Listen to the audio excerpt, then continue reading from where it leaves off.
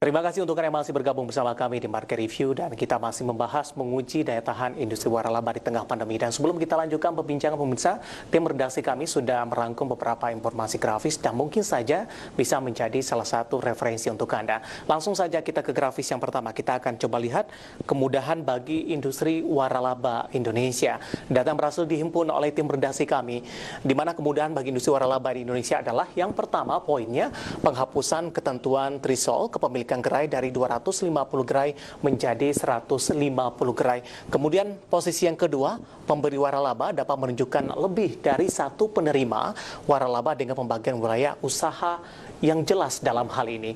Dan poin selanjutnya adalah di mana penghapusan ketentuan bahan baku, peralatan usaha, kemudian juga barang dan dagangan wajib 80% merupakan produk dalam negeri. Nah, itu grafis yang pertama pemirsa, kemudian bagi industri waralaba Indonesia. Kita beralih ke grafis selanjutnya. Kita akan coba lihat juga persentase dari waralaba lokal. Data berhasil dihimpun oleh tim redaksi kami. Kita akan coba lihat secara bersama-sama. Di mana posisi 41% ini didominasi oleh kuliner. Tadi pun juga sempat kita bahas dengan Ibu Levita. Memang kuliner memiliki perkembangan yang cukup pesat dari sisi bisnis waralaba. Di mana secara persentase pemirsa dapat Anda saksikan juga ini mencapai 41% untuk kuliner. Kemudian posisi kedua diduduki oleh pendidikan. Di mana persentasenya mencapai 11,5%. Kemudian diikuti oleh jasa kecantikan, di mana persentasenya ini mencapai 9% pemirsa, dan selanjutnya diikuti oleh beberapa sektor lainnya ada retail modern. Ini persentasenya mencapai 7,7%. Ini persentase waralaba lokal. Nah, kita beralih ke grafis selanjutnya. Kita akan coba lihat juga bagaimana persentase waralaba asing di Indonesia. Kita akan coba lihat secara bersama-sama. Data berhasil dihimpun oleh tim redaksi kami, di mana persentase waralaba asing di Indonesia, ternyata kuliner juga mendominasi dalam hal ini. Di mana dominasinya ini mencapai 60,7% dari posisi kuliner.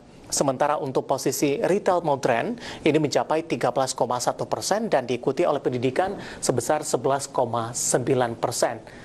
Di mana kuliner mendominasi untuk waralaba asing di 60,7%. Nah, kita beralih ke grafis selanjutnya, kita akan coba lihat juga dari sisi fundamental bagaimana kelebihan bisnis dari waralaba.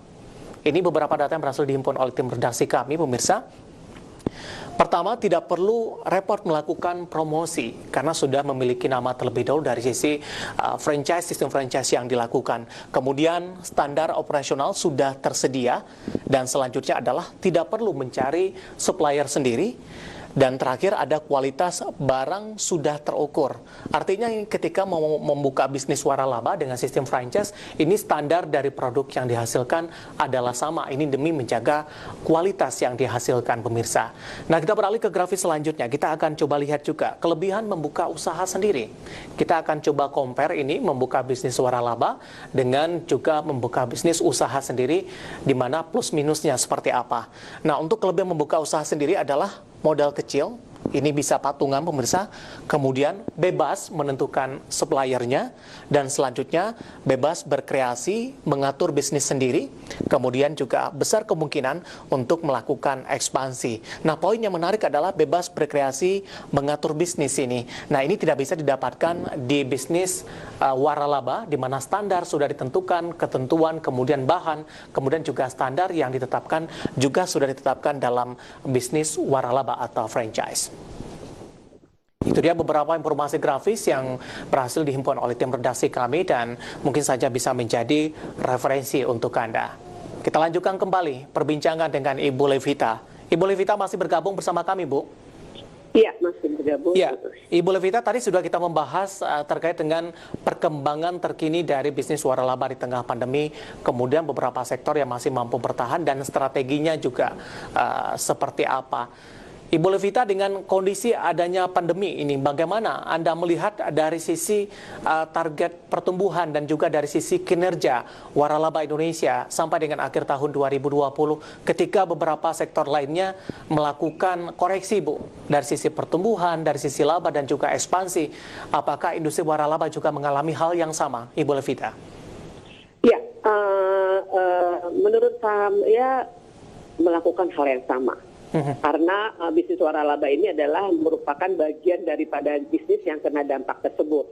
Iya. Tentu kalau kita lihat tentu harus melakukan koreksi, ya, terus harus melakukan hal-hal yang lain yang belum pernah kita lakukan. Mengingat pandemik ini berdampak omset yang turun drastis seperti itu. Udah gitu daya beli masyarakat juga berkurang.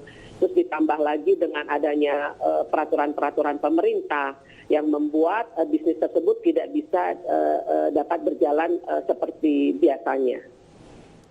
Baik, terakhir Ibu Levita, harapan kepada regulator, Bu.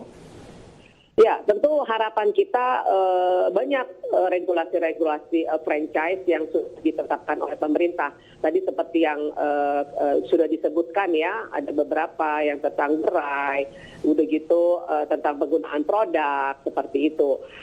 Kita sih berharap berharap di masa pandemik ini tentu para regulator harus lebih bijak ya dalam menerapkan regulasi yang diberikan begitu. Salah satunya tentu ada pajak ya, udah gitu mungkin dengan adanya aturan-aturan STPW dan yang lainnya. Nah itu mungkin bisa lebih kalau yang sebelumnya tentu kita lebih lebih ketat ya dalam menerapkan hal tersebut. Tapi dalam situasi seperti ini tentu diberikan jeda-jeda waktu untuk merealisasikan regulasi-regulasi yang sudah ditetapkan oleh pemerintah. Seperti itu. Baik, Ibu Levita, terima kasih sudah bergabung bersama kami di Idea Channel, Ibu Levita, dan kita harapkan ini bisnis waralaba kedepannya akan semakin membaik, kemudian pelonggaran-pelonggaran yang dilakukan oleh pemerintah bisa menopang dari bisnis waralaba sehingga tidak mengalami tekanan yang cukup dalam di sepanjang 2020 ini. Terima kasih, Ibu Levita. Ya. Baik, ada Ibu Levita Ginting Supit selaku Ketua Perhimpunan Waralaba dan Lisensi Indonesia dan juga Komite Waralaba Indonesia. Dan pemirsa tetap di tempat Anda karena setelah ini Market Review akan segera kembali dengan pembahasan yang sama, tapi kita akan coba lihat dari sisi pandangan dari pengamat ekonomi. Kami akan segera kembali usai jeda berikut ini.